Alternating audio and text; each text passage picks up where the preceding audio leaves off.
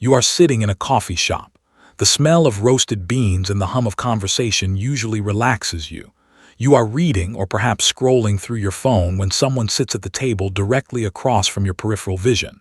You don't look up immediately. They haven't made a noise. They haven't knocked over a chair or cleared their throat. Yet within 3 seconds, the hairs on the back of your arms stand up. Your stomach tightens. A sudden, cold wash of adrenaline floods your system. You look up and you see a perfectly ordinary person. They might even offer a polite, tight-lipped smile, but your brain is screaming one word over and over again. Danger. Why does this happen? Why do some people, without uttering a single syllable, make us feel like prey in the presence of a predator? This is not about social anxiety. This is not about being shy. This is an ancient, biological alarm system that has kept your ancestors alive for thousands of years. And right now, it is telling you that something in the signal is wrong. To understand this phenomenon, we have to strip away the modern world. Forget the coffee shop. Forget the polite social contracts we have signed. We need to go back to the tall grass. For 99% of human history, language was a secondary tool. Our primary survival mechanism was pattern recognition. We are descended from the humans who were paranoid.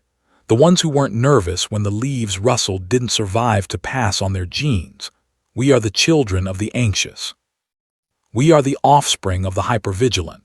And that hypervigilance lives in a part of your brain that doesn't understand English or French or Japanese. It only understands energy, micro-movements, and intent.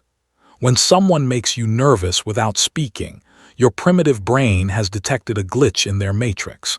It has spotted a predator wearing a human suit. Let's perform a thought experiment. Imagine you are watching a video of a politician giving a speech. You turn the sound off. You watch their hands. You watch the rhythm of their blinking. You watch the way their skin pulls tight around their mouth when they pause. Without the distraction of their words, you often feel a sense of unease. This is because humans are masters of deception with language, but we are terrible liars with our bodies. The first reason someone triggers your silent alarm is a concept psychologists call incongruence. Incongruence is a mismatch between the broadcast and the signal. It is when the eyes do not dance with the smile. It is when the posture is aggressive, but the face is passive. Your brain is a pattern-matching machine. It expects it to lead to B when someone presents A but your subconscious perceives Z. You enter a state of cognitive dissonance. You feel nauseous. The person across from you is a walking contradiction, and nature hates contradictions. Think about the last time you spoke to someone who felt fake. You couldn't prove they were lying. They were saying all the right things. "I'm so happy for you," they said. "We should do lunch," they promised, but you left the interaction feeling drained and heavy. This is the mechanism of the Duchenne smile versus the Pan-Am smile. A genuine smile, a Duchenne smile, engages the muscles around the eyes, the orbicularis oculi. These muscles are involuntary. You cannot fake them easily. When someone smiles only with their mouth, the Pan-Am smile, named after the flight attendants of the 60s who were paid to grin, your brain registers it as a mask. A mask is scary because it hides intent. If I cannot see your real face, I cannot predict your next move. And unpredictability is the mother of all fear. But it goes deeper than just fake smiles. There is a specific frequency of silence that some people emit. It is a vacuum. Most human interaction involves a subtle, rhythmic exchange of energy. I look at you, you nod. You look at me, I blink. We are constantly syncing our nervous systems. This is called co-regulation. It is a biological dance where we signal safety to one another. But some people do not dance. They stare. They do not blink at the normal rate. The average human blinks 15 to 20 times a minute.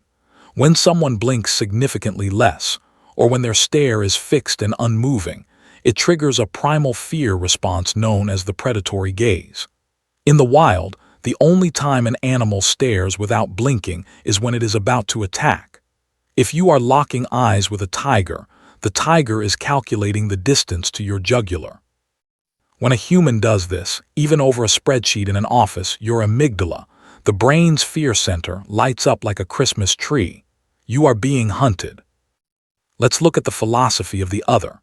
Jean-Paul Sartre, the French existentialist, famously said, "Hell is other people." He didn't mean that people are annoying. He meant that when another person looks at you, they reduce you to an object. When you are alone, you are the subject of your own universe. You are the main character. But when a stranger walks in and looks at you without speaking, suddenly you are just a thing in their world. You feel exposed, judged, calculated. Some people have a gaze that is particularly objectifying. They look at you, but they don't seem to see you. They see a tool, they see an obstacle, or they see a target. This creates a deep existential nausea. It is the feeling of losing your humanity in the eyes of another. This is often what we feel in the presence of narcissists or those with high dark triad traits. They are not connecting with us, they are consuming us. There is also the phenomenon of leaking. We tend to believe that our internal thoughts are private, locked away in the vault of our skulls. But psychology suggests that strong, repressed emotions leak out of our pores. If someone is carrying a massive amount of repressed rage, even if they are sitting perfectly still, you can feel it. It hangs in the air like static electricity. This is due to mirror neurons. These are specialized cells in your brain that fire both when you perform an action and when you observe someone else performing it. They allow you to feel what others are feeling. It is the basis of empathy. But it is also a warning system. If the person across from you is suppressing a violent urge, your mirror neurons might pick up on the microtension in their jaw, the slight dilation of their pupils, the shallow rhythm of their breathing. You start to feel angry or scared or agitated, and you don't know why. You are literally mirroring their hidden state. You are catching their mood like a cold. Have you ever met someone who just felt empty? Not angry, not sad, just void. This brings us to the uncanny valley. Usually we talk about the uncanny valley regarding robots, things that look human but aren't quite human, creating a sense of revulsion. But real humans can inhabit the uncanny valley too.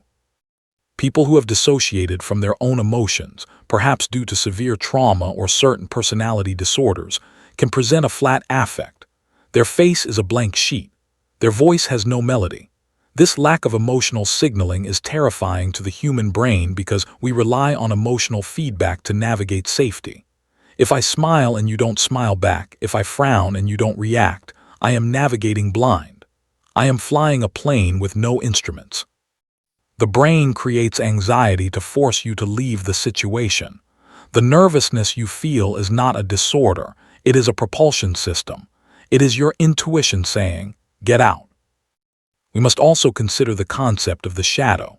Carl Jung, the Swiss psychiatrist, believed that we all have a dark side, a repository for every greedy, violent, selfish, or shameful thought we have ever had. We hide this shadow from society to be good people. But when we encounter someone who openly embodies the traits we have repressed in ourselves, we feel an instant, irrational dislike.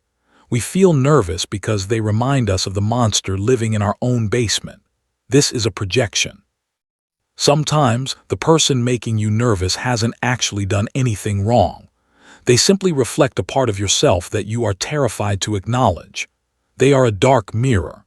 If you are suppressing your own aggression, a quiet, intense person might make you nervous because they vibrate with the very thing you are trying to hide. But let's return to the physical. The nervous system. We have to talk about the vagus nerve.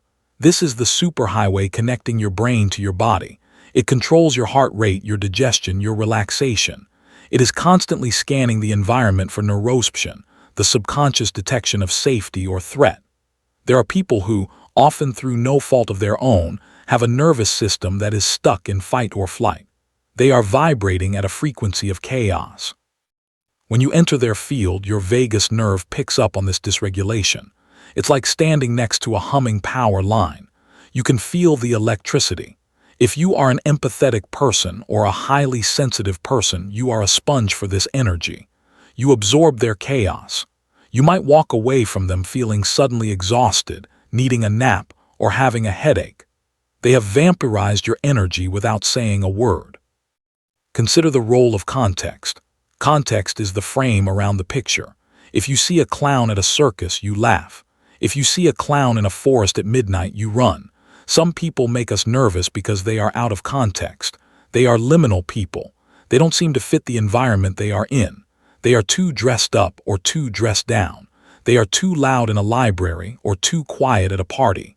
This violation of social norms signals unpredictability. And remember, the brain equates unpredictability with death. If they cannot follow the simple rules of how to act in a coffee shop, what other rules are they willing to break? The rules against violence, the rules against theft. The nervousness you feel is your brain calculating the probability of a rule break escalating into a threat. There is a tragedy here, too. We must acknowledge the socially awkward, the neurodivergent, the lonely. Not everyone who makes you nervous is a predator. Some are just terrified. A person with extreme social anxiety creates a feedback loop. They are nervous, so they act strangely. You pick up on the strangeness and get nervous. They see you getting nervous, which makes them more panicked. It is a spiral of mutual anxiety. They are not the wolf, they are the trembling deer. But to your amygdala, a trembling creature is still a source of instability. It takes a conscious cognitive override to say, this person isn't dangerous, they are just struggling. But that initial gut punch, that first wave of nervousness, that is biology doing its job.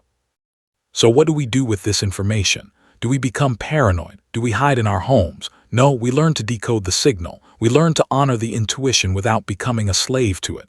The next time someone makes the hair on your arm stand up without saying a word, pause. Don't brush it off as you being silly. Don't force yourself to be polite if every cell in your body is screaming, run. Listen to the silence. Analyze the data. Are they incongruent? Are they leaking repressed rage? Are they starring with a predatory gaze? Or are they just a nervous mirror reflecting your own hidden fears? The world is noisy. Everyone is talking. Everyone is posting. Everyone is screaming for attention. But the truth often lies in the quiet. The truth is in the micro-expression that lasts for a fraction of a second. The truth is in the energy that fills the room when someone enters it. The people who make us nervous without speaking are teaching us a lesson. They are reminding us that we are animals.